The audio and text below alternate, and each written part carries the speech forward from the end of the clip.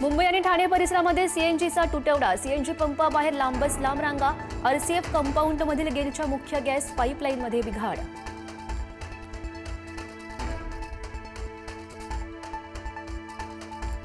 शिवसेना प्रमुख स्वर्गीय बाळासाहेब ठाकरे यांचा आज 13वा स्मृतिदिन. शेकडोंच्या संख्येने शिवसैनिक अभिवादन करण्यासाठी शिवतीर्थावर दाखल.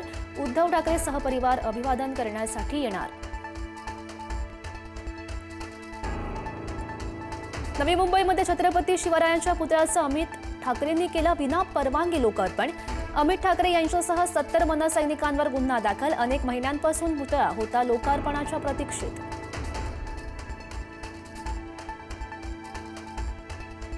नगरपालिका नगरपरिषद निवडणुकांसाठी उमेदवारी अर्ज भरण्याचा आजचा शेवटचा दिवस. अर्ज दाखल करण्यासाठी उमेदवारांची गर्दी होण्याची शक्यता. 18 नोव्हेंबरला अर्जांची छाननी.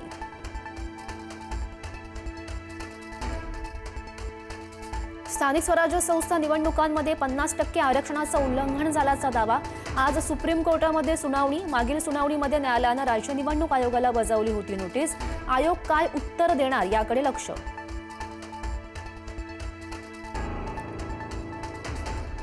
मुंबई महापालिकेसाठी भाजपाची तयारी सुरू. मुंबई भाजपच्या कोर कमिटीच्या बैठकीमध्ये जागावाटपा आधीचा गृहपाठ.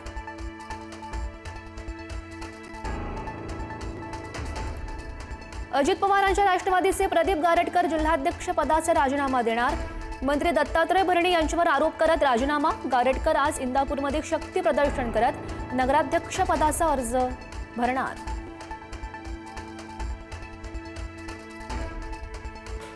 उज्ज्वला थिटे पोलीस संरक्षणामध्ये भरणार उमेदवारी अर्ज. भाजपा नेते राजन पाटील अर्ज भरू देत नसल्याचा आरोप करत मागितलं संरक्षण. उज्ज्वला थिटेंना अजित पवारांच्या राष्ट्रवादीकडून उमेदवारी जाहीर. पुण्यातील मुंडवा जमीन गैरव्यवहार प्रकरणी आज राजेंद्र मुखे यांची समिती अहवाल सादर करणार. अहवाल सादर केल्यानंतर नेमकं कोण दोषी हे समोर येणार. पार्थ पवार भागीदार असलेल्या अमेडिया कंपनीनं खरेदी केली होती ही जमीन.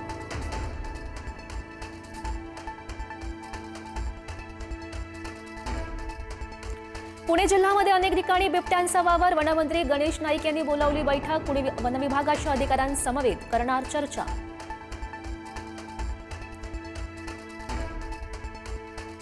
पुण्यामध्ये नवले पूल परिसरामध्ये प्रतितास वेगमर्यादा 30 किलोमीटर होणार. नवले पूल अपघातानंतर महत्त्वाचा निर्णय.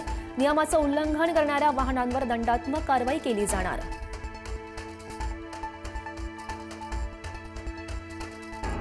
फरार निलेश घाळवळ प्रकरणावर आज उच्च न्यायालयामध्ये पुन्हा सुनावणी. पासपोर्ट अथॉरिटीज आज काय उत्तर सादर करणार याकडे लक्ष. बनावट कागदपत्रांच्या आधारे घाळवळनं बनवला होता पासपोर्ट.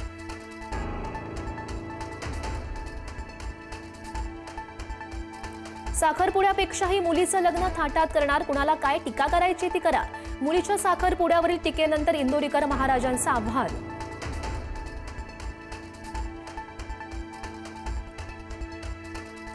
दिल्लीमध्ये स्फोट घडवणाऱ्या डॉक्टर उमरचा साथीदार आमिर रशीद अलीला एनआयए कडून अटक. काश्मीरचा रहिवासी असलेल्या आमिरनंच खरेदी केली होती I-20 कार.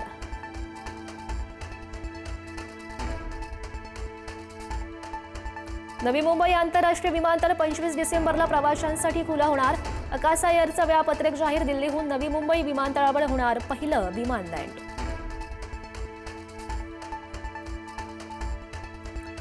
अलंकापुरीमध्ये आज संत ज्ञानेश्वर माऊलींचा 729वा संजीवन समाधी सोहळा. 3 दिवसांपासून माऊलींचं दर्शन घेण्यासाठी भाविकांची गर्दी.